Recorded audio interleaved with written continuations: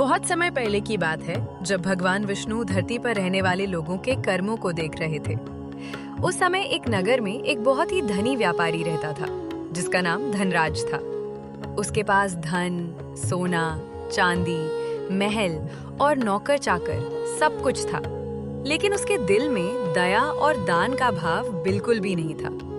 वो हमेशा अपने धन को संभाल कर रखता और किसी जरूरतमंद की मदद करना तो दूर, वो गरीबों को अपने घर के पास भी नहीं आने देता था। नगर के लोग उसकी इस कंजूसी से परेशान थे, लेकिन कोई कुछ कह नहीं सकता था। उसी नगर में एक गरीब ब्राह्मण भी रहता था जो बहुत ही सरल, ईमानदार और भगवान का सच्चा भक्त था। वो रोज सुबह उठकर पूरे मन से भगवान विष्णु का स्मरण करता और जो कुछ भी उसके पास होता उसमें से थोड़ा बहुत दान जरूर करता। चाहे उसके पास खाने को कम ही क्यों ना हो, फिर भी वो किसी भूखे को बिना खिलाए नहीं रहने देता था। उसकी सच्ची भक्ति और दयालुता को देखकर भगवान विष्णु बहुत प्रसन्न हुए। उन्होंने सोचा कि अब समय आ गया है कि उस धनी व्यापारी को दान का असली महत्व समझाया जाए। एक दिन भगवान विष्णु ने एक साधारण वृद्ध ब्राह्मण का रूप धारण किया और उस नगर में पहुंचे। वे सीधे धनराज के महल के दरवाजे पर गए और उससे थोड़े से अन्न की याचना की। धनराज ने उन्हें ऊपर से नीचे तक देखा और गुस्से में बोला, जाओ यहाँ से, मैं मुफ्त में किसी को कुछ नहीं देता। वृद्ध ब्राह्मण ने विनम्रता से फिर कहा, बेटा मैं भूखा हूँ, बस थोड़ा सा अन्न दे दो। लेकिन धनराज का दिल नहीं पसीजा। उसने अपने नौकरों को आदेश दिया कि उसे वहां से भगा दे। ये सब देखकर भगवान विष्णु मुस्कुराए, क्योंकि उन्हें पता था कि अब समय आ गया है उसे सही सबक सिखाने का। इसके बाद भगवान विष्णु उसी गरीब ब्राह्मण के घर पहुंचे। वहां भी उन्होंने भोजन की याचना की।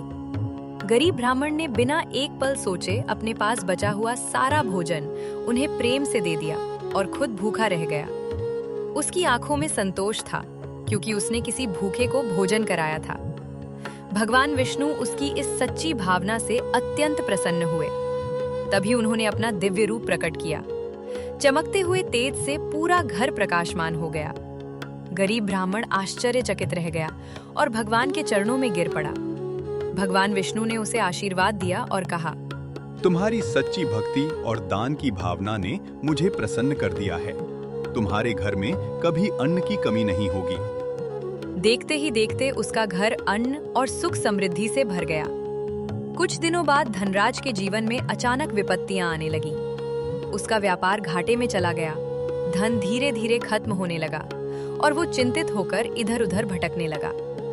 एक दिन वो उसी गरीब ब्राह्मण के घर पहुंचा और उसकी समृद्धि देखकर हैरान रह गया। उसने पूछा, तुम तो पहले गरीब थे, अचानक इतना सब कैसे मिल गया?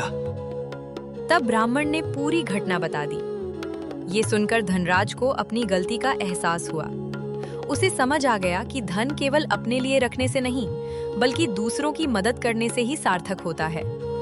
पश्चाताप से भरा हुआ धनराज भगवान विष्णु का स्मरण करने लगा और सच्चे मन से क्षमा मांगी। उसने अपनी गलतियों को सुधारने का निश्चय किया और धीरे धीरे दान देना शुरू किया। अब वो जरूरतमंदों की मदद करने लगा, भूखों को भोजन कराने लगा और गरीबों का सहारा बन गया। उसकी ये बदलती सोच देखकर भगवान विष्णु प्रसन्न हुए और धीरे धीरे उसके जीवन में फिर से सुख शांति लौट आई। सच्चा धन वही है जो दूसरों के काम आए। दान करने से धन कम नहीं होता, बल्कि बढ़ता है।